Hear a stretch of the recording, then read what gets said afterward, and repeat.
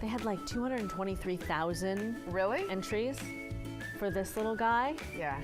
He was. Girl Maddie wanted to name him Bob. Oh, okay. Well, it's not Bob.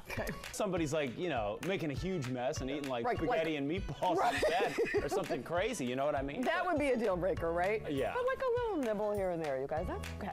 Right. Just a little chip or two. He's a stand-up comedian. He does some amazing impressions. Well, you gotta make time for the braised rib over there. Well, we're gonna make time for the rib. We're gonna talk to Jay Farrell first. Cool. He's performing in Charlotte this weekend at the Comedy Zone. But first, he is joining us right here on QC Morning. Jay Farrell in the house. And check that out. All the shows are sold out. We had to add another one on Sunday. Oh. So, yeah. Sunday, you guys. There's still tickets available for Sunday shows. Yeah, we just put that up this morning. So, okay, get them now. Hey. Get those tickets now. You're hilarious. Thank you. It is so good to have you here. Thank you so much. I love being here. Thank you. We're just going to praise you for an hour. But the impressions are go so ahead, good. go on. Okay, the impressions are so good. You do Jay-Z, you do Kanye, you do Barack Obama. Okay, can you give us one now? Well, I don't know who you want. I mean, I could definitely do this one, but I mean, I'm a little darker, and not only that, everything's better in chocolate. So, Michelle, I've got to say it. Yeah, do you like the tan? Because I darn sure do. You're brilliant at what you do. You have been recognized over the course of the last 30 plus years doing what you do. And I'm kind of like, are you pinching yourself every day to realize 3 Emmys? You've hosted the Super Bowl 10 times and so many other things. How are you feeling about your own accomplishments? Only when people mention it do I think about it. And gosh, Cheryl, I gotta be honest with you, I'm amazed because I didn't, despite the size and girth that you see sitting here, I didn't play football. I played basketball. You're wearing number 42 for the Dodgers, the Brooklyn Dodgers. And there have been a number of folks that have come to the shows over the years, men of a certain age that said, when the Dodgers left Brooklyn, I stopped watching baseball. And that's a big thing. It was a big deal. It was a difficult time, though, right? This is during the period of segregation in the United States. No black man had ever played in the major leagues. So you take on this role, and part of it is you use humor as a vehicle. Absolutely. The play itself, in many ways, is about that historical time period. It's not just about Jackie. It's about how segregation was dividing America. Do you feel different? Is there, is God inside of you? Is there an energy inside of you that's different than it was before? Oh, yeah. It totally is. It's supernatural because it's the power of the Holy Spirit that supernaturally works inside of you. It's a gift that does not come from man. It comes from God himself. So there are a lot of young boys and young girls watching, and they do idolize your career. What message do you want to send to them about maybe the relationship between their talent and their faith? See, if I sit here and tell you that I'm a victim, then I can't win. Are we seeing cows? You guys take a look. We're here at Riverbend Creamery in Lincolnton, and these cows are hungry this morning. They got up bright and early. I think you said around 2 a.m. Really, really early. And so this is their second feeding of the day. They're well into their day. QC Life Cheryl Brayboy, who is on that horse this morning. Cheryl, we're ready for your lesson. I'm ready too. Thankfully, JJ has given me a little preview, so I'm a little bit more calm than I was earlier today. But this is interesting to me, right? Because a lot of adults are learning to ride, maybe again. We're going to talk about that at 3 o'clock today. But for the pure beginner, JJ, what should we know first of all? First of all, basic safety, horse safety. You have to understand that horses are flight animals and we need to expect them to act like a horse. With that being said, we use ones that are super great at their job and are calm and willing to teach. Good. Okay, Yes. so Charlie Horse here is going to teach me as we walk, Yes, right? yeah, right. So the key as we walk, my heels are down, JJ. Ears are down, your eyes are up and straight between his ears. You're just going to pull your core in and up. All right. And you're going to just relax and breathe. Just breathe and feel him move underneath you. That is why we ride. We enjoy the movement and feeling them under your seat bones. Cheryl, what's going on? Oh, you know, I always wanted to join the circus. Today, I get a little opportunity to do that. We're talking about the Flip Circus in town beginning today. Alexa Vasquez is one of the owners of the circus. Welcome to the show. Welcome. Nice. I'm really happy to have you guys here. And well, as you can see, we're setting up one of our biggest acts. And I heard you want to be inside of it? Yeah, and in just a couple minutes, I'm going to get inside the Globe of Death, you guys. Yeah, we're excited about that. I'm walking inside. Oh boy, I'm getting nervous. Can you guys hear my heart beating? Yes, we can. Can you hear it? Do I just stand like this, guys? Yeah. You can hear it, Cheryl. Oh no, do I just stand like this? I guess they tell you. Am I just standing? Just stand still. Oh my gosh. They're going to bring Stand motorcycles still. All right, in I'm standing there? still. Oh boy. Oh boy, here we go. Oh boy. Yes, He's it coming. is. Well. Oh boy. Be kind. Be gentle. Seriously, Oh. stand still, Cheryl. Okay.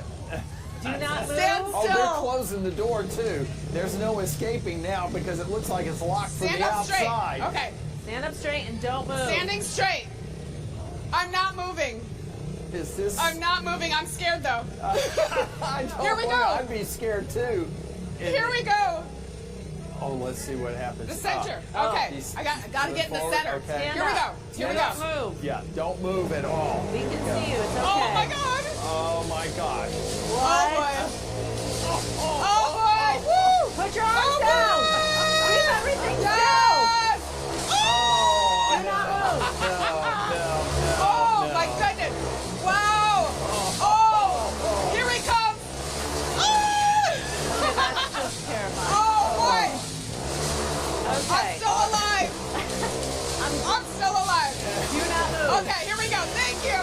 Don't Don't move. move. Woo! Oh man, we did it. We survived. Thank you so much.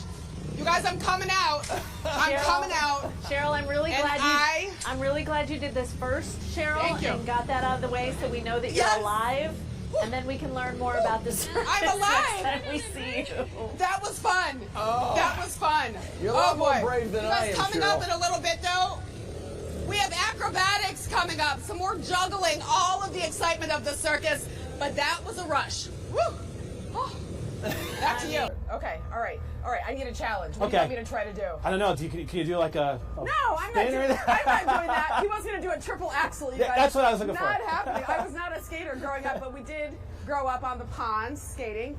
The ice, at first I thought it was too slick, but once you get out, if you skated as a kid, it's not so bad. It comes back to you after a little while.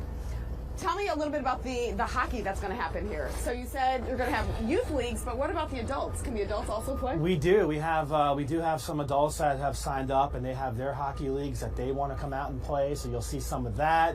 To me, I think it's great to just be able to come out and ice skate. You know, just to bring your kids out and have some fun and ice skate, and then of course I know we're going to go there later, but the snow tubing hill is going to be a lot of fun. Ooh, the snow tubing hill is coming up next. Kristen, I'm just going to skate around just a little bit. It's fun. I know you grew up in upstate New York. You must have skated too, right? Love You ice skated skating. a little bit. Oh yeah, I love ice skating. I can't wait to get out there and try that skating rink. It looks great. It is huge, Cheryl. It's really big, Kristen. It's really, really big. Look at but you it's go. really, really fun. All right, I just need you to get down that sledding hill safely in a couple of minutes. So we'll check back in with Prayers. Let's get back out to Cheryl Brayboy. She is live on Lake Watt. She is on the lake this morning, Cheryl.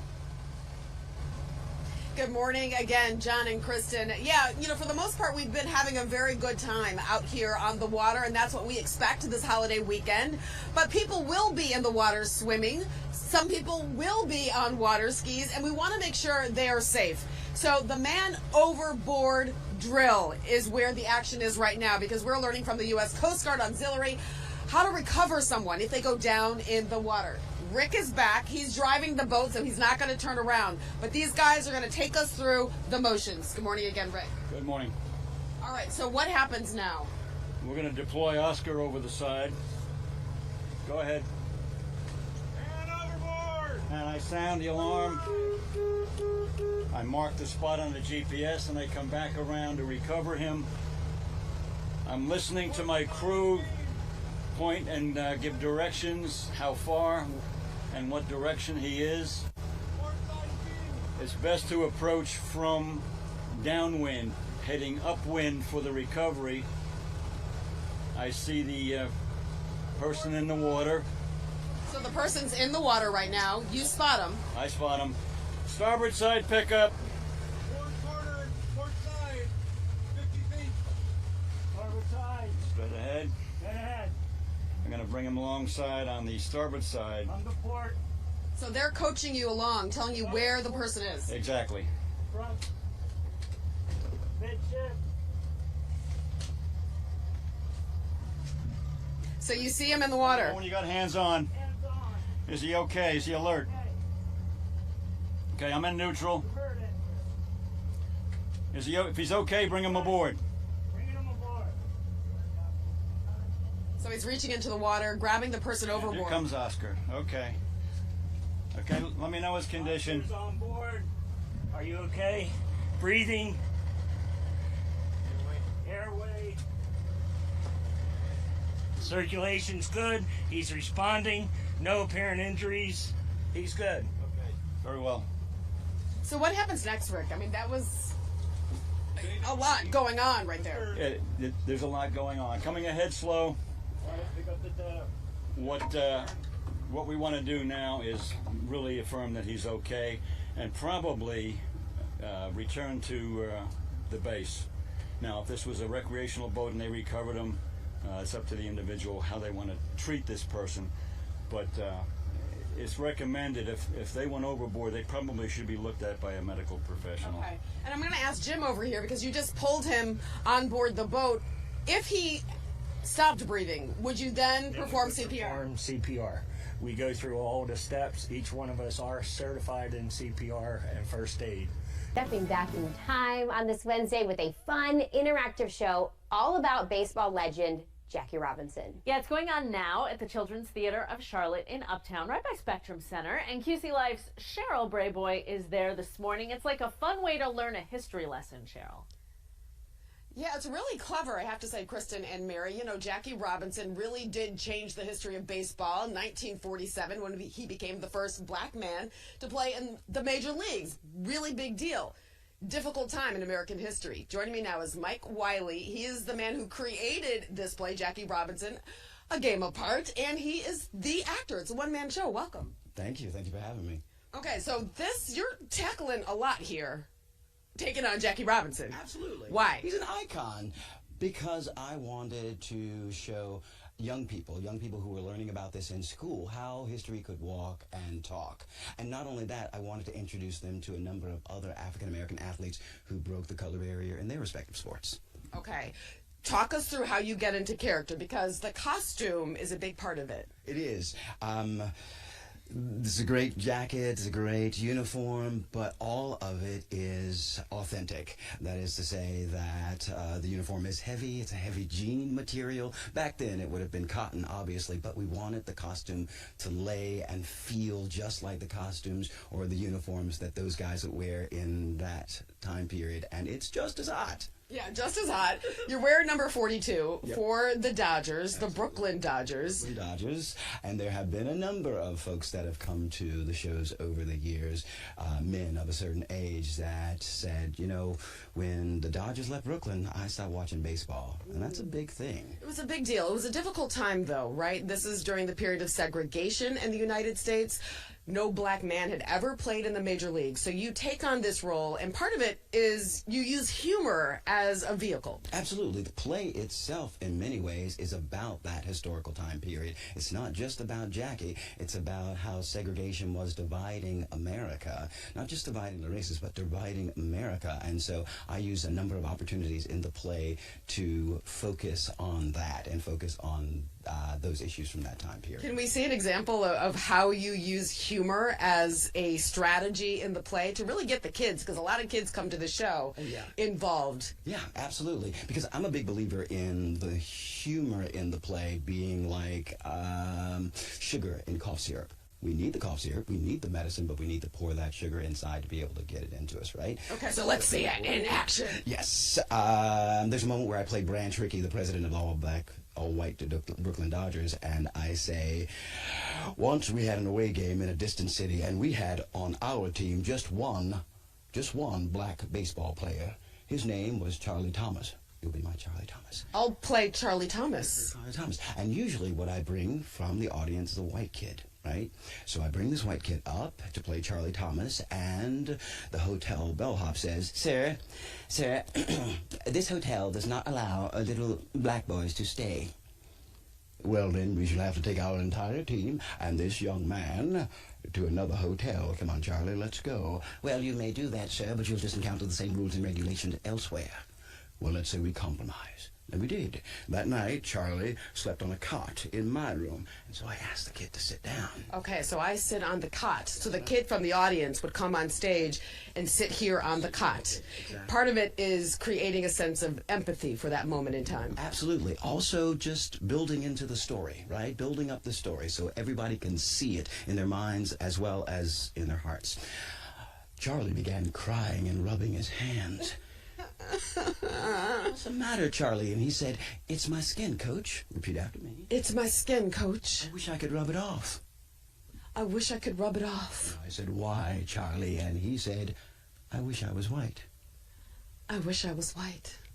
Well, one day, Charlie, you won't have to be. Now, up until that moment when he says, I wish I was white, the audience is giggling and they're having a good time, but then the medicine gets poured in when he says, I wish I was white, and Branch Tricky says, one day, you won't have to be. It's so deep. You're taking students through a history lesson in a way that maybe they've never experienced before. Absolutely. I try my best. I try and bring them up here. I try and give them an opportunity to be something that maybe in their lifetime they will never have an opportunity to be or see through the eyes of. One of the things you accomplish in this play is you take students through those moments of celebration in the life of Jackie Robinson, but also those moments of discrimination, those really tough moments. It is a bit of a roller coaster. How do you get into character? How do you do that? I've been doing this for a number of years, and to be honest with you, I become a big kid when I come out here. The audiences, because they're filled with people of all ages, and they're so excited. They were so excited about baseball, but then they get so excited about the other characters that I introduced them to, like Isaac Murphy, who was a black jockey. Okay. Right? Isaac Murphy, a black jockey who won several Kentucky Derbies that we never talk about. Yeah. We're going to get into that for our piece for 3. Okay. That is good stuff. Hey, you guys, coming up in just a little bit, we have another little segment for you. It's another dramatic segment, and you're going to want to see it coming up later in the show.